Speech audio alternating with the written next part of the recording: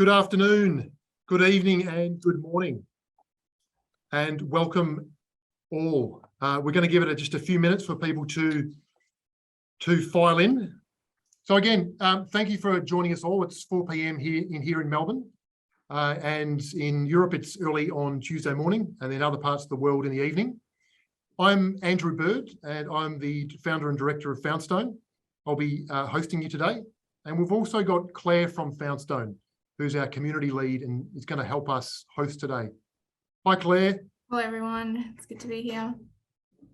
And before we provide a proper introduction to Julia and Stephan, just a brief hello and welcome, so ever I can see who you are and where you're from.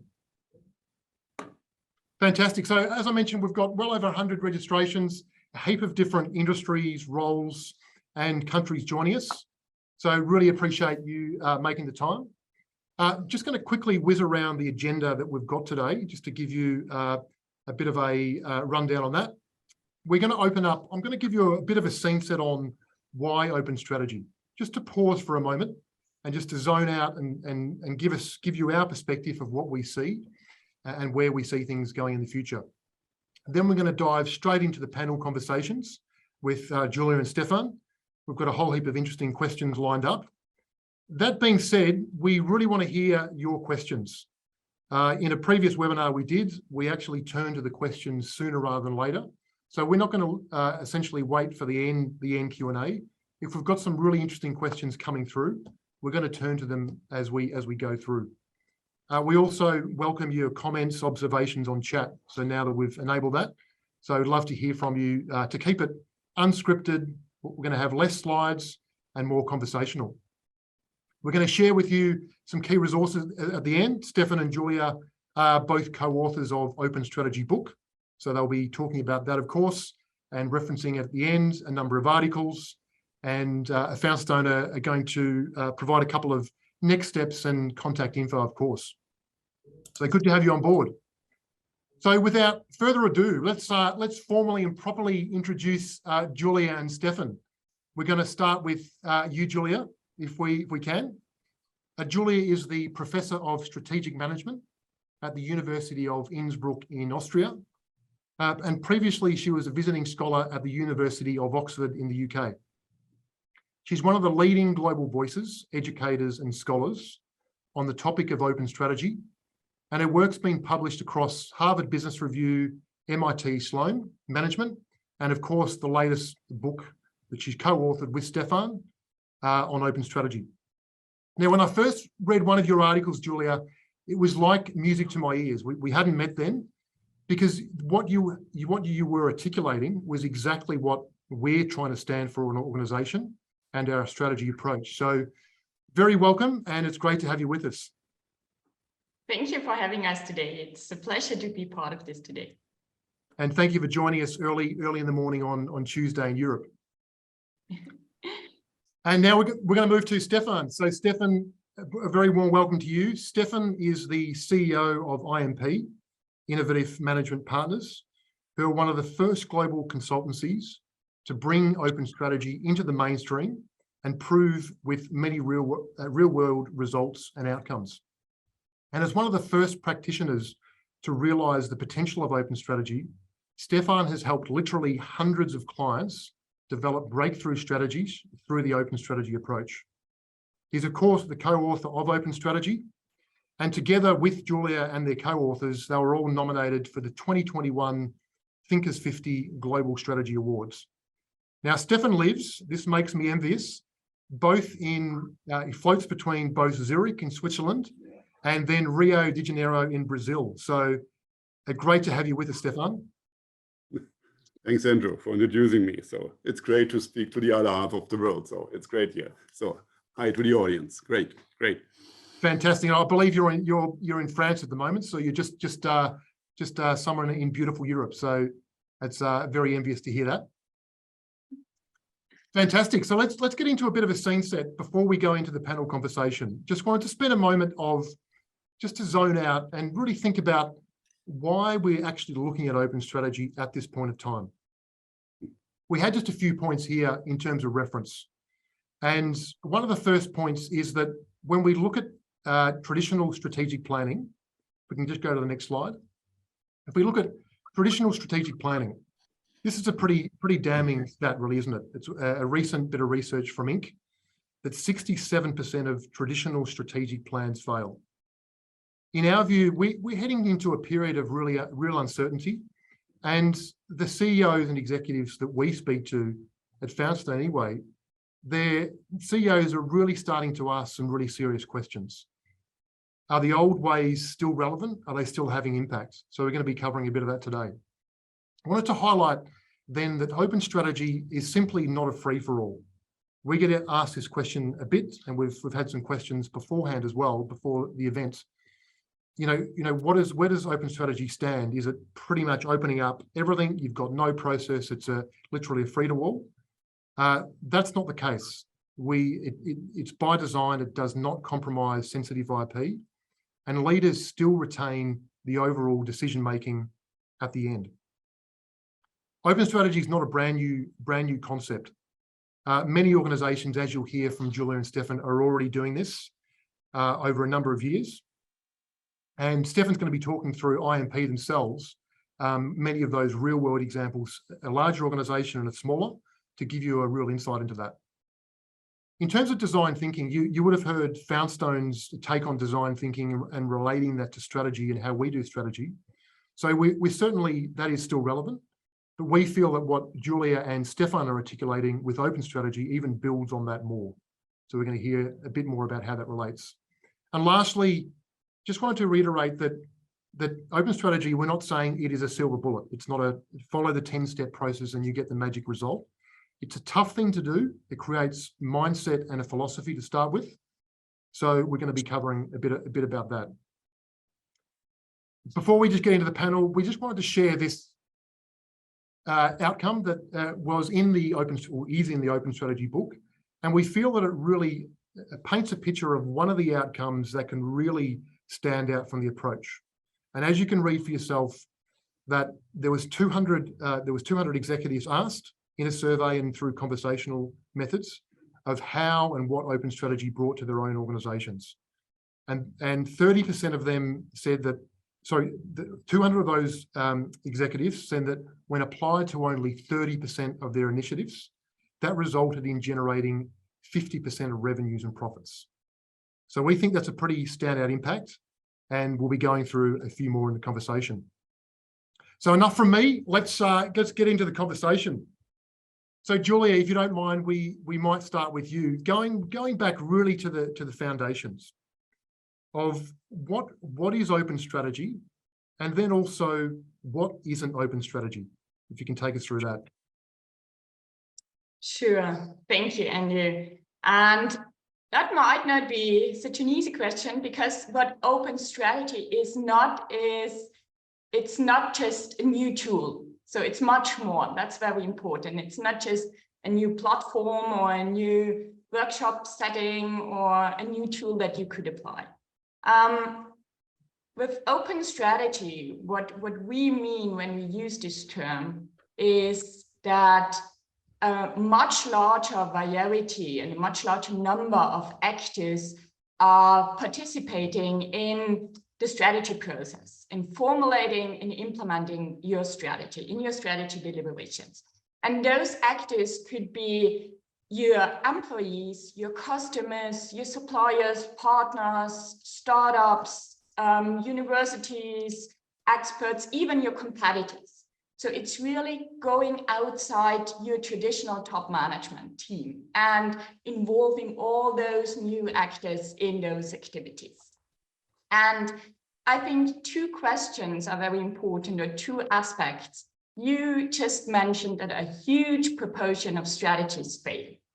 And I think 2/3 of all strategies that do not reach the goals, the intended goals, or are not even realized at all, that's a huge number. And the question is, why is that the case? What are the reasons for those failures? And we have identified two big reasons, I would say, or two main reasons. So the first one is really, it has to do with our brains. So what we do not want to say is that top management teams are not capable of doing strategy or are not experienced enough, or do not have the knowledge. By no means. I think that's the problem. The human brain is set up in a way to cope with all this complexity out there and with all the data and the information that we get. And to cope with this complexity, our brain came up with cognitive models. So we build models about how we think that the world works. And this helps us. This helps us to build shortcuts, to have some ways, rules of thumb to decide. And those cognitive models are shaped by our education, experience, and the interaction with the people that we interact with every day. So typically, top management teams who are quite similar in terms of education, experience, interactions, build up the same cognitive models. They are very helpful, but they can become very severe limitations if you are confronted with change, because those models do not change very quickly. They build up over time. So if we are confronted in our environment with disruptions, with changes, the environment that we are all facing at the moment out there, those cognitive models became barriers that are very difficult to overcome. So as top management teams, it might be difficult as small homogeneous teams to see those changes coming. And that's the first reason why open strategy might help. Get new perspectives. Get perspectives from unrelated fields, from very new angles. So get this new knowledge and this diversity in there. That's the first reason. The second reason why many initiatives fail is just implementation. If you develop something, I would say, at the top of the organization, you communicate it to the employees, they do not feel very strongly about it. Maybe they don't even understand the reasons behind it. They are not getting emotional, and you can't blame them. If they are not part of the process, if they are not involved, that's very difficult to achieve. So implementation, get commitment, get understanding, make your people part of it. That's the second big benefit of open strategy.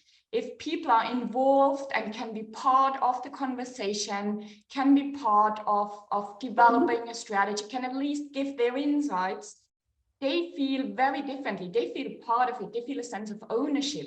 And studies have shown that this translates much more into active behavior. And we need behavior in order to realize strategies, in order to enact them. So those are, I think, the big two aspects. Why traditional strategic planning is no longer working in our world. We have this increased change, disruption, complexity, and we need the people. We need the employees to be part of the journey and to mobilize them.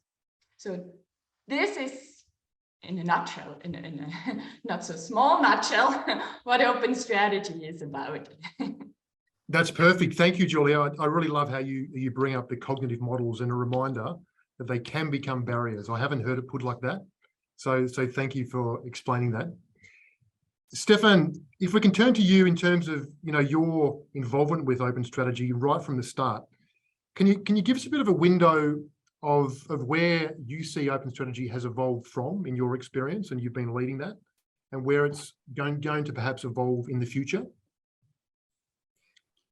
Of course, I will. So what I is talking about is approximately a 10 years period. So when we start with open strategy, nobody of us has the idea that we can call this open strategy. So we are doing open strategy, but we have not that time the expression or the frame or like this. So I think it was in 2011 when we start our MVP. I call it our minimal viable product. It was an open workshop, a first open workshop with a chemical giant in Germany. So they know me from my past. I have been 25 years in management consulting. And the only thing what I have had is some experience how strategy will not work, or an innovation will not work in just disruptive surroundings. So we start with a workshop. I know it like it was yesterday, about smart fluids. So this was an expression which was in this company, and they think about smart fluid, but to be very honest, they have not had lots of ideas what smart fluid could be. And this was the right point we jump in to open up the horizons, as Julia just puts it. We say, hey guys, would it not be a good idea, not only thinking with the old 5 old boys in the R&D department, but open up this workshop to involve academics, to involve startups, and they are very, very, very shy at the starting point. No, we cannot do this. We cannot share this with others. I say, you might do this. You can. And then we start with this workshop. Okay. To be honest, it was a bumpy flight, and we have to learn a lot in the next 10 years. But it worked very well. And this for me was the start of what we call the evolution. It was not every time evolution. Sometimes it was also disruptive for your own organization, because we do now some things really differently how we did this 10 years ago. So I think evolution, okay, but it's also a kind of disruptive process behind this, because we have reshaping our organization. We have a completely new set of tools. We will talk about this in a couple of minutes. And so you can see it takes at least lots of my hairs, and it takes 10 years to really get into the topic. But the evolution, to answer your question now in that way, the evolution was defining different tools at the very starting point, because what Julia has pointed out, for us, it's a philosophy. It's more than a tool. It's more than only a method. But to start very concrete, we need some tools, we need some formats, how we phrase this. And then after doing such a format, hopefully with success, they open up a bit their minds to say, okay, this was now open strategy. We like it. What can we do else? And so we hop into this topic step by step, tool by tool. And what you can see now with the book, it's more or less a complete frame. But to be honest, we start not with a frame. We start very small. We start with very small steps to open up a workshop, to open up an existing strategy by involving other guys, not from the strategy department, not only from the innovation department, beyond this, beyond the borders of departments, beyond the borders of subsidiaries, beyond the borders of the company, beyond the borders of the segment, beyond the borders of the industry. This was more or less what I can tell you about the evolution of open strategy. Beautiful. So nearly over a decade ago, that minimal viable product with the German manufacturing company, it sounded like that, it certainly was a disruptive process from the start. So it's phenomenal that, in Australia, it's probably a newer term, and globally it is, but it's really interesting to hear that, that was a decade ago. And I know, Julia, I've heard you talk about open innovation and some of the evolution there, and perhaps we could touch on that. But that's really interesting to hear that it is not this overnight thing that's just popped up the last couple of years. Obviously, the book is new, but you talk about it's a philosophy beyond borders and not just a tool. So thank you for providing that context. I think it's really interesting. Julie, if I could turn back to you, and from what we see, the open strategy approach is getting quite a bit of traction. Obviously, it started in Europe, and as I understand, it's kind of creeping into the US and across the globe. Can you share with us, what traction are you seeing in your role as an educator and broader? And then on the other side, why do you think some leaders perhaps could resist this kind of approach? Yes, sure. I think when I'm talking about this concept, I'm always having the academic glasses, so looking at it from an academic perspective. And as you mentioned and Stephan mentioned, it's very interesting to see how those new management approaches develop, and how long it takes and what it takes in order to have a kind of diffusion at a larger scale. And it's always very interesting. If you look at different kind of management innovations, they always evolved based on a collaboration of different actors. It's always a combination of consultants, people from practice, management, and academics. So it's always those three perspectives that work together, and over time a new concept evolves. And also with open strategy, it's not something that was just invented now or in the last year, or we invented with the book. It has been around for couple of years and decades.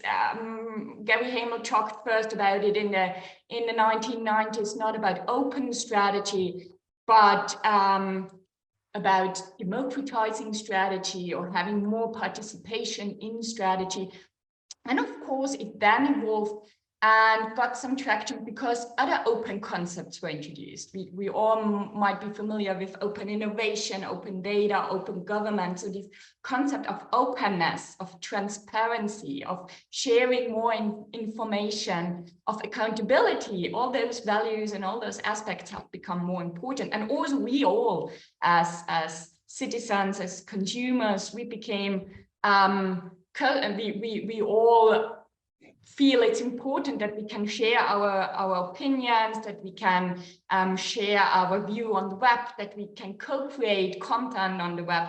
So those are aspects that have significantly pushed the concept. And of course, all those digital technologies that are around. So those have significantly helped to enable organization to find those people out there, to involve them and have a great opportunity to have a large crowd of people participate.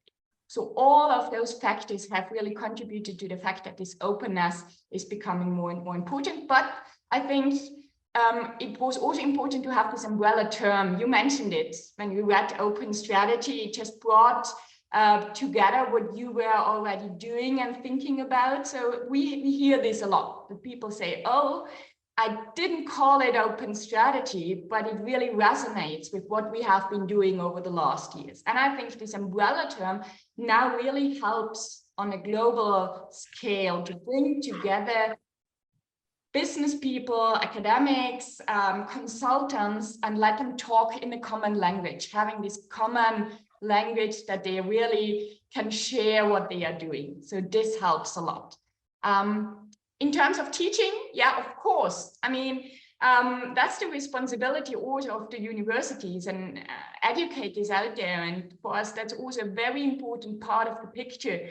Of course, the traditional approaches to strategy are important and students should learn about this, but the next step is to teach them approaches that are relevant in today's environment. So it does not help if we just teach approaches that have been developed in the 80s and 90s because they do not reflect the reality out there. So if we teach them just the basics, they go out there and find a very, very different complexity. So yes, for us, it's very important that in our courses and the master classes, but also in executive education, we are able to talk about openness and the open approach and make people more comfortable with the idea of that's the way how leaders can act in organizations. And that's the role of the leader might be different in the concept of open strategy than in the traditional setup. Because of course, different tasks and responsibilities are then associated in the new open approach, I would say. I see that you mentioned they're relevant in today's environment. And I think that is very front of mind for what we see. You talked about the 80s and 90s, you know, and some wonderful models developed there, but the world has changed. You talked about the umbrella term, and I think that's what we're hearing, Julia, that that's a really good term for it, because it brings that overall essence to it, that then you can start to get a bit more practical with more the methodology and tools, as we'll cover in a second. Now, Stephan, in terms of outcomes, so you know you started that over a decade ago with the minimal viable product you talked about there. Can you talk to some of the outcomes that you're seeing, both perhaps back then and even now, and even touch on a couple of examples that you're seeing out there that could help people understand it? Of course, I will. So when you ask me what is in for me practicing open strategy, I would say the benefits are based on 3 pillars. The first pillar is what we call the content. So if you change from a closed strategy approach or a closed innovation approach to an open approach, you might have better content after this exercise, because you have not only your own ideas, maybe the ideas of the company, you have a lot more than this, because sometimes 1 or 2 guys in the company, they are thinking in the right way, but they are often isolated, and there is a main thought, or there is some yes, how the CEO is thinking, and then they will get some trouble, yeah, to really, yeah, get fans and supporters for the ideas. With the open approach, we have seen that the space where the new ideas are coming from, that the way they could go with the strategy is huge, much bigger than if you are running this exercise internally or running in a close way. In the past, that only the CEO, maybe some of the board members, are involved in this strategy exercise. So for me, the first thing is more content, deeper content, better understanding about the dynamics around the company, making then, yes, some decisions, recognizing some patterns. This is for me an important thing. The second thing, don't get me wrong, it's speed. Okay, when you start the exercise by opening up the process, this causes lots of complexity. At the starting point, you will lose traction, you will lose speed, you will have lots of different opinions, and then you have the chance, yeah, to recognize the patterns. But if you take a look at the whole cycle, from a very early thinking about new strategy, about formulating strategy, about doing implementation, having the first results, this total cycle, time-wise, is at least 30 up to 50% shorter than doing this in the traditional way, having the strategy formulation, and then having the barriers by implementing them. Often, if you have shown in your initial slides, yeah, often strategies will not get even implemented ever. But if you take the whole cycle from the starting up to the results in the market, open strategy will speed up your strategy work. And the most important thing for me, Andrew, is mobilization. So what you can earn from an open strategy is not only the content, but it's an involved organization. And more than this, because we have had lots of expertise from outside in the process, these externals later will be value-adding partners in the new strategy. If you're looking through new business model innovation, you will find a huge percentage of new business logics, which are not only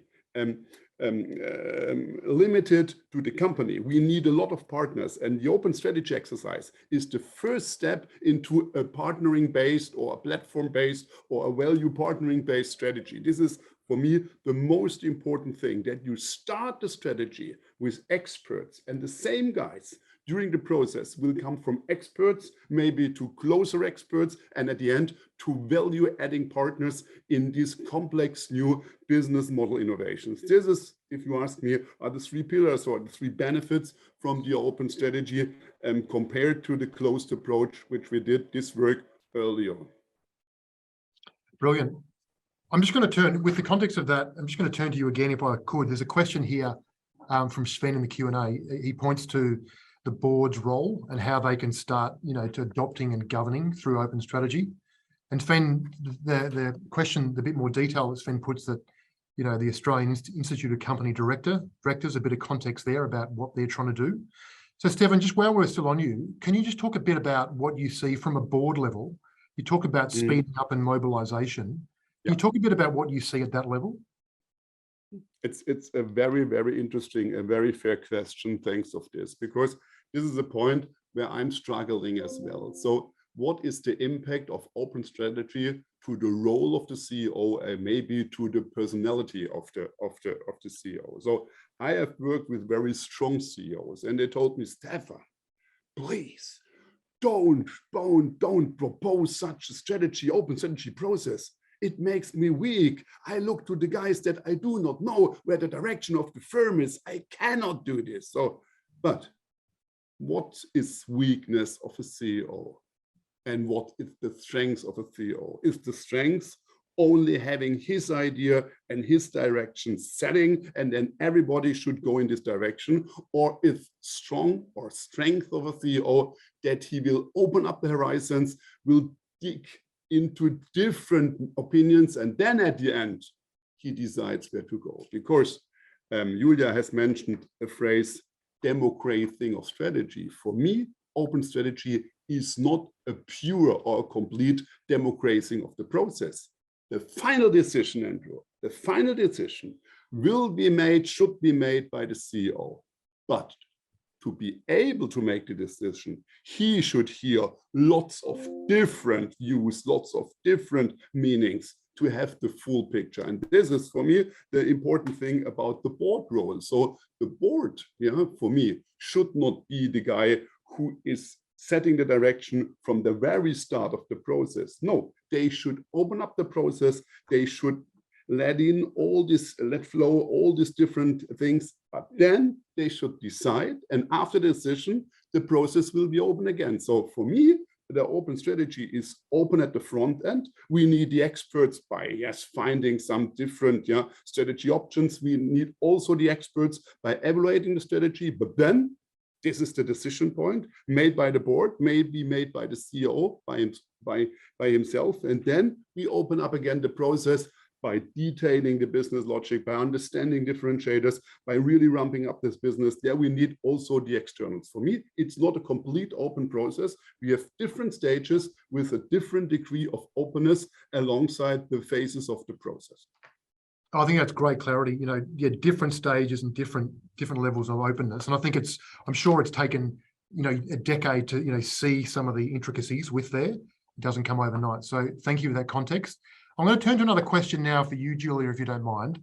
And it's around what are the preconditions of open strategy in terms of perhaps what is the culture and even organizational structure that is ideally to have a decent implementation through this approach? That's a good question. And I think, Andrew, it is very strongly connected to what Stephan just said. That the most important precondition is that leadership, CEO and the leadership team really believe that open strategy is valuable, that they really are ready to open up. If it's just done as a project and you think you should try it, but you do not really believe that openness can help you in an organization, it won't work. You won't be able to benefit from it. You really have, as a leader, as the top management team, you have to show and communicate that you really believe that this input from different actors can help, that you really consider it. As Stephan pointed it out, you don't have to sacrifice your decision rights, but you have to show them that you have acknowledged at least the contributions, their time, their effort. And then you came to a decision, which is fine, and you can't consider every contribution that has been made to the process. But if people have the feeling that you were valuing their input and you are really taking them seriously, that's even fine if their contribution is not considered. But that's the most important thing. I would say that the readiness or the open-mindedness of the leadership team, it's just very important, because that's then translated into the culture of the organization. Typically, if people know it's fine to work together, to get input from outside, to get input from different teams, then usually the culture is set up in a way that it works. If the leadership team is just trying it because it's kind of a fashion term and you have to do it, or you're just using it as a PR strategy, then it won't work, really. I would say the very important precondition is the leader itself. And of course, you need some confidence, because you have to admit, okay, I'm not knowing everything, and that's fine. It's fine to get input. It's fine to get additional ideas and perspectives, and to even ask the people in my company. That's important. We are talking a lot about the Great Resignation and quiet quitting, and people do not feel attached to their work. And I think it's a way of coping with these problems is really involving them, giving people a voice in the organization. So I think that's important.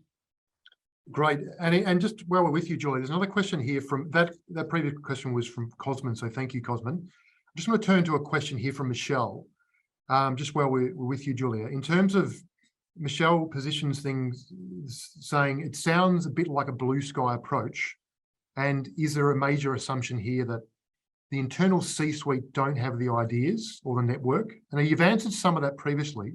But her other question was, are we making the implicit assumption that industries are getting more insular, hence the need for this approach?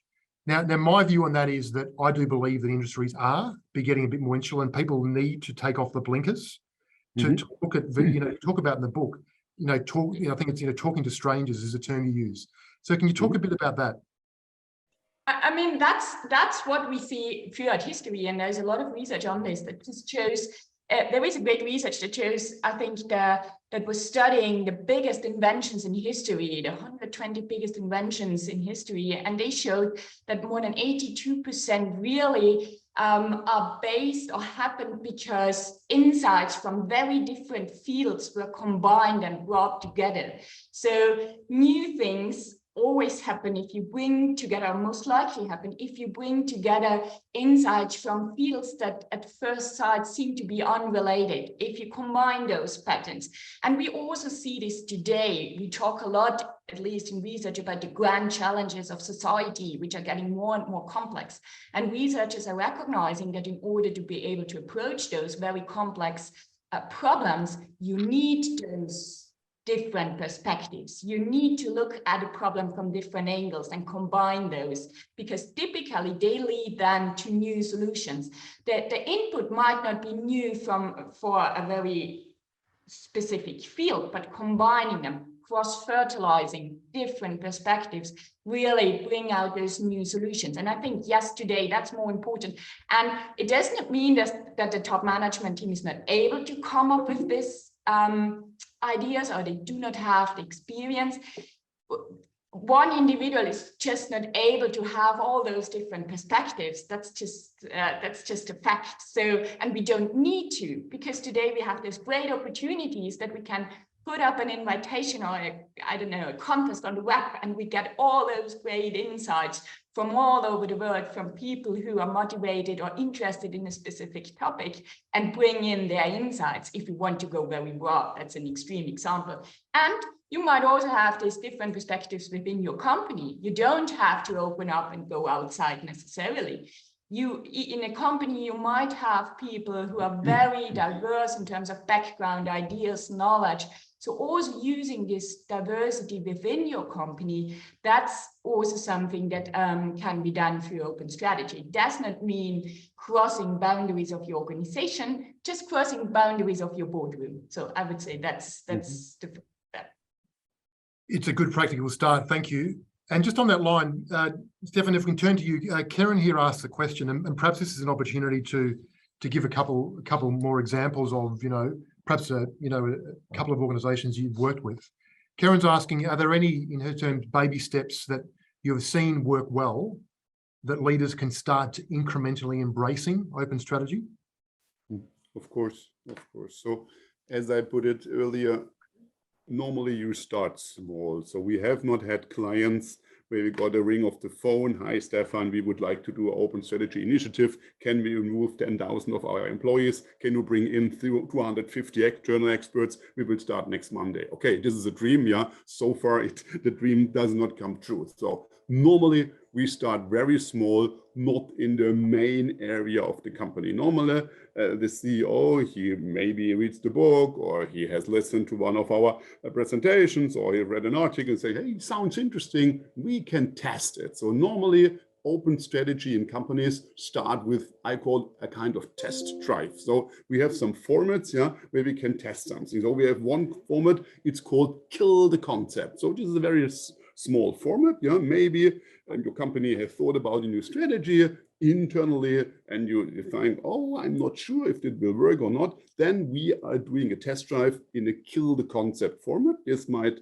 work like follows. We have 50% internals and 50% externals. Yeah, the internals present what they have done so far. They present a new strategy, or maybe a kind of concept or an early stage of a strategy, and then the externals start commenting, questioning, and at the end maybe rethinking what they did so far internally. So this is more or less a very good format to start with. Yeah, you have already think about the strategy, the process is there, and there is only one step in your existing process where you open up your thoughts by more or less kind of comments or kind of reflections from the outsiders. This is for me the smallest and easiest way to start with open strategy. We have then another format, and this is very common now. We call it a nightmare competitor challenge. Yeah, this is a bit more. It's a bit stronger dose. Yeah,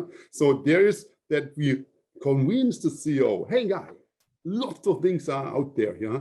Do you have an idea what company might kick you off out of the market in 3, 5, or 7 years? If not, please run with us a nightmare competitor challenge. This means we are designing a competitor which is not still there, but if the competitor is there, the company will get under pressure, maybe in fierce problems. So this is an exercise where 3 or 4 competitive teams work on a new strategy in agile manner, but the teams are mixed. So we have internal guys and external guys. We work 2 days and 2 nights, and after 2 days and 2 nights, the teams are presenting the 4 different, yes, we call it new business models, disruptive business models, which will attack the core business of the company.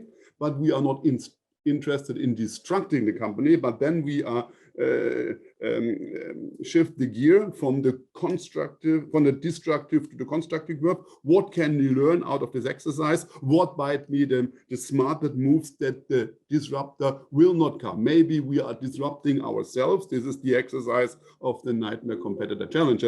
And to a bit, yeah, build on the ideas of Julia. For me, there are no externals. So we have divided the externals in different clusters, and this is very important. Yeah, we have guys who are very strong in some techniques, and we have some guys which are very strong from some market perspective.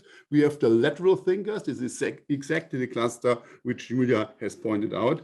They are not part of the industry we are working in, but these guys, normally these are CTOs, they are very good in understanding a challenge, knowing that this challenge had been solved previously in another industry, and bringing these ideas in solving this idea now in our focal industry. We have the digital disruptors, this is very important, and we have a huge community of entrepreneurs and startups, which we also bring in because they are a bit better in this agile thinking. They do not stick too long to an idea, they pivot and things like this. And so this mixture, or this is the way open strategy will work. And again, we can start not very big. We should start very focused, very small, by running such an industry in one area, learning a lot in this exercise, convincing the board, and then stepwise going to the core of the company. And finally, thinking about what we call strategy journeys by totally reinventing companies with this open strategy approach, because this approach is very powerful in really redesigning companies for a new future. Thank you. Very much looking forward to hearing a bit more about, in perhaps other sessions, the nightmare competitor challenge you mentioned, and I've heard you kill the concept of a number of others. And to me, what I've seen, they're very practical ways. They're not kind of fuzzy tool sets that you can play around with. They're very practical ways that you can bring people together and get an incremental outcome. Just on that, there's a question here from Matt. And if I can recall, Matt works for a major university in South Australia. And he's a big advocate for open strategy, but he's interested to find out, in terms of his experience, if I've got it right, Matt, I'm just going to paraphrase your question. There are sometimes winners and losers in open strategy approach. Perhaps some people have had ideas and they don't feel that they have ended up in the end result. And then the other question was, and I like it, it's a controversial question. Is there times where open strategy perhaps isn't the best approach? And could someone say, well, that's not the approach we use here? So I like the kind of the challenging nature of the question. Can I have maybe Julia, your take on it first?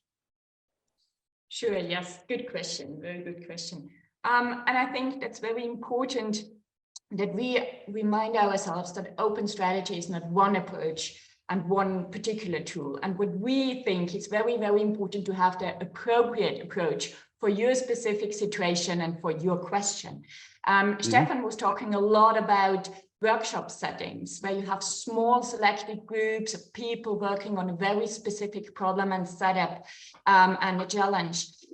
There might be different settings and different questions that you're asking. And if we want to look at it very systematically, we have those 3 phases that we are talking about. The first one would be idea generation, where you just want to get a lot of new inputs, very diverse inputs. And here it might make sense to use or rely on a big crowd of externals or outsiders, Stephan, that bring in just a lot of new ideas and thinking points. If you want to develop specific concepts and business models that Stephan was talking about, it might make more sense to work with a smaller group, a selected group of people, even work with NDAs to protect your sensitive information if you develop a very new approach. And then later on, if we want to mobilize and implement a new business model, it might make sense to work primarily with your employees in a company, but then go wide and again, engage everybody in the company, maybe with digital tools again, and a community where you can discuss. And I don't think open strategy works well if you use let's say, an approach that is not appropriate for your specific question or phase. So if you go very, very broad in the development phase, where you need a lot of specific information and very intense discussions, that might not work. And it might also compromise speed and gives you just a lot of information that you cannot filter. So it's good to ask yourself, what do you want? What do you want to get? Just insights and trends, develop something specific, mobilize your company. So that's the first important step. And that's always important, and I think I've mentioned it before, the second question, if you open up, you have to take it seriously. So you really have to give the people the feeling that they are not wasting their time by contributing, because it's not part of their contract to participate in the strategy. Per se, they are doing this mostly voluntarily because of their interest and because of their intrinsic motivation, because they really feel it's important to do so. And then it only requires small aspects, but they need to be there. Give them a like if you do it digitally, give them a comment, talk to them briefly in a workshop and say, great idea. It might not be possible to do it now, but I like the way you're thinking. Giving people some time with the board, meet the board, have a talk with them, acknowledge their ideas in I don't know, a presentation or an email or a talk. So let people, give them the feeling that it's really, that you're valuing their contribution. That's important, that people do not go out and say, I've wasted my time, they have asked me, I've invested a lot of time, and now they are not even considering it at all. Then I would say in this case, open strategy can backfire. So you need to take it seriously. I think that's a brilliant point. Open strategy can backfire. And I really appreciate your honesty there, because you're not just, putting a broad brush saying, yeah, it's applicable in every single instance. So thank you for that. And thank you, Matt, for the question. Want to round things out just in conscious in time, because we want to do a wrap up. Stephan, just in terms of that question for you, from a very practical point of view, there was a question here. For example, how does Kelly from Customer Service Success Team understand what the C-level knows? So can I, just to wrap up in a minute, just your quick take on how you can bridge the views from very frontline staff to the C-level in about a minute, if that's possible? I try to. So our experience is not involving the board level in the open strategy formats. Normally, we have only the board members to let them know, hey guys, we are opening up now the strategy process, and we invite them at a kind of jury, to do understand and maybe evaluate the outcome. Because what I do not want to have is that all guys who are involved in the process are looking the whole day what the CEO is doing, how the CEO is argumenting. So normally in an open strategy exercise, we have no hierarchies. We have only arguments, good ones and best ones and better ones, but we have no hierarchies. So normally the board is not involved in the practical open work. The board should be informed. The board, in the best case, is open for open strategy, because I totally can can say the same thing than Julia, that the mindset at the top is the most important thing for the whole process, but it does not mean that the board should be in control of all of the steps. He should be informed, but not part of the exercise. But at the end, he should accept the results. So normally we have a setup that we have a kind of evaluation process at every end of every phase of the process. And in this thing, the board is involved, because at the end, the board should know what is in the box, and they at the end should be able to take some decisions about the strategy, but not being involved in the process to put the whole process in a direction. No, we have some cornerstones, we have some, some ideas at the starting point, but not involving the board constantly in the process. It makes no sense from my point of view. I think that's a very good distinction. So thank you for sharing that. Now, in the essence of time, if we can perhaps just share these last slides, and just briefly going back to your first point, Julia, about let's not have our traditional cognitive models be barriers. I really like that. Stephan, you took us back to 2011 with your minimal viable product. Over a decade ago again. So, I mean, it's brilliant just to hear of that evolution. Julia, I think you summing it up with that it's really an umbrella term to help bring relevancy. You've got to have the right culture. It can't be a PR stunt. And if it is, it's going to backfire. So that's just a very, very kind of a high level summary that I've written from my notes. We'll be sharing all this for everyone after the call on an email. In terms of resources, thanks, Claire, for bringing that up. So the Open Strategy book, of course. So Stephan and Julia, of course, are two of the co-authors. I think we're going to be looking back in this book even in 5-10 years, seeing a real turning point in terms of the philosophy and mindset. So check it out. We'll share a link in the email after. We'll be sharing links to the Harvard Business Review and MIT Sloan articles that both Stephan, Julia, and their co-authors have written. And actually, Foundstone are putting our own extended learning on the book. So in terms of our kind of practical from an Australian perspective, based on all the principles in the book. So we'll include that as well. In terms of next steps, so Foundstone, we have a specific strategy assessment that we have that organisations can start to dip their toe into the water with using Open Strategy. It doesn't have to be, complete exercise. It can be more, how can you test your own thinking? As Julia mentioned, how can you test your cognitive biases to what you're doing at the moment to look at something different? So we'll be sending some details about this. As you can see, there's a clear process to it. And kindly, Stephan and Julia have offered to be, we're collaborating with them both now across Australia and this region. And they've kindly offered to be a part of that, which is pretty big. Stephan does a lot of work in Singapore and fairly close to Australia as well. So they will be very much a part of it. So we're going to be sending the details to that. So that is a really practical next step that you can take in terms of testing this, where it applies in your own career, from a career advancement and learning, and also in your own organisation. So we'll be summarising that shortly. I want to thank everyone for dialing in again. It's late in the afternoon in Australia. It's early in the morning in Europe. And then the other locations, it's well into the evening. So we're actually going to be, if we go to just the last piece now, Claire, we've got a sketch artist that's going to be doing a live mural. We're going to be sending this out. And this is going to be made up of your questions, the answers that we've heard today, and some of the themes. So this is going to be a real live reflection of what we covered today. So hopefully that'll be really valuable to you.